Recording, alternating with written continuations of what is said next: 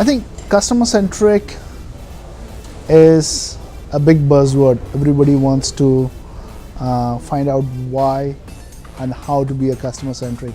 In a very simple term, customer-centric is that if you are centered around the customer, it means customer-centric. And I would say is that, one of the example I always take when I talk about customer-centric is basically you need to know your customer very well. The one is like, I'm a KrisFlyer member, and when I travel in Singapore Airlines, they know me very well. Let me tell you an example of what happened.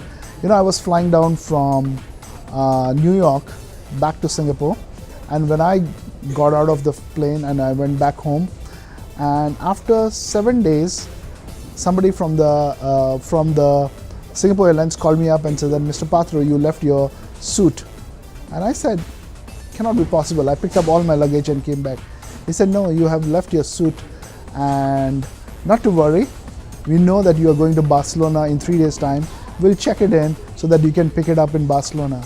And truly speaking, they did that. And what really means is that they knew they had the data's mind, but when they are able to apply the data in the right time to make a customer delight. And basically that is really what means customer centric.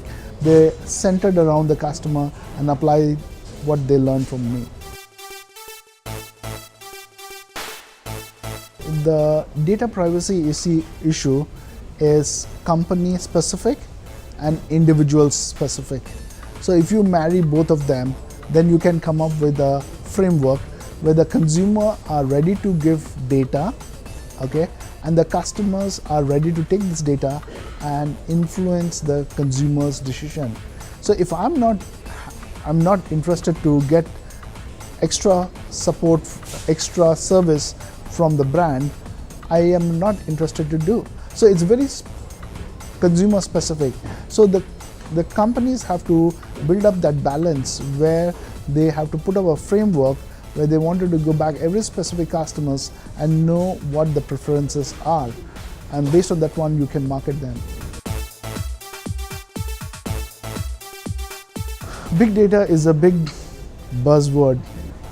And as we see that, Accenture has put up a paper along with GE, and they say that 73% of organizations are going to implement big data. Now those guys who are not, they feel that they're losing out. And the consumer which was interviewed, they said that one of the biggest fear of not implementing big data was they lose into competition. Now if my competitors are analyzing the customers using big data and if I'm not, and that's one of the big challenge. Now the question which comes back is that how do we monetize the big data?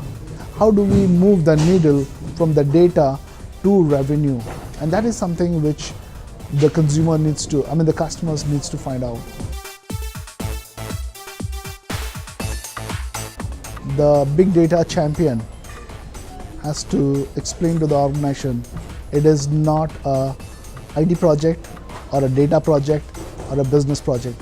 It's an organization project. And as you go through this whole thing is that you need to have a framework for your grand plan of big data. But what is very, very important is that to start small. Now everybody has been talking about how to start small. And what is very important is that start with one headcount who is a data analyst. You don't need a data scientist, you need to have a data analyst. Now this guy is the person who looks into the data and answer questions. The questions which executives ask. Now the executives are the right place to ask the questions, and if the data analyst is able to give an answer, this answer will be converted back into recommendations by subject matter experts. So for example, if the executives ask why our shoe sales are going down, whereas the data analyst is able to make the data, and then the merchandiser are able to tell why the sales are going down. So that's where when you put up a framework of a triangular framework where the three parties are involved, that's where you will be able to implement a successful big data project. And once you implement a small one, you move into the new markets, new departments to do that analysis. First of all, you need a person, data analyst. Now, as an organization needs accountants, as they need salespeople, data analyst is also a skill an organization needs to start with. Now, once they get this person on board, what is going to happen is that this person is not going to sit idle, right? So they have to make sure that they ask questions, help him to answer that and convert it. So start up with a simple guy. You can use Excel sheet to start analyzing it, or there are a lot of free tools, or there are a lot of tools which are there. Once you have a data strategy, then only you will be able to start moving in.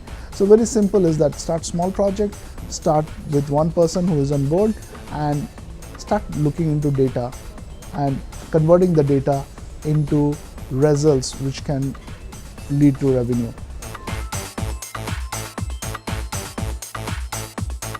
It's a collaborative function from all departments, but every department should be the key executives who are asking questions.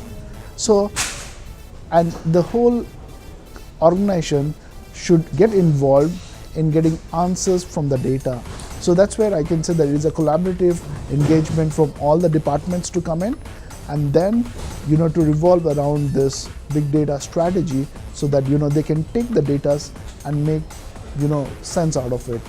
It's the IT is a driver, is able to make sure that they are able to give the data from multiple sources, but they should not be responsible for answering. They are not responsible for asking the questions and making a relevant view of that data. Most of the organization, they think IT should be answering that question, but that's not. They should be a facilitator in the whole big data journey. The key executives who makes the decision. So in this triangle which I told about, executives, data analyst, and subject matter expert. The subject matter experts will make recommendation to the executives, and executives makes decision. The executives can be the C-level executives, or it can be a brand manager, or it can be a finance manager. So these are the key executives who ask the questions, and the subject matter experts answer and make a recommendation. And the decision should be made by the executives who makes the questions.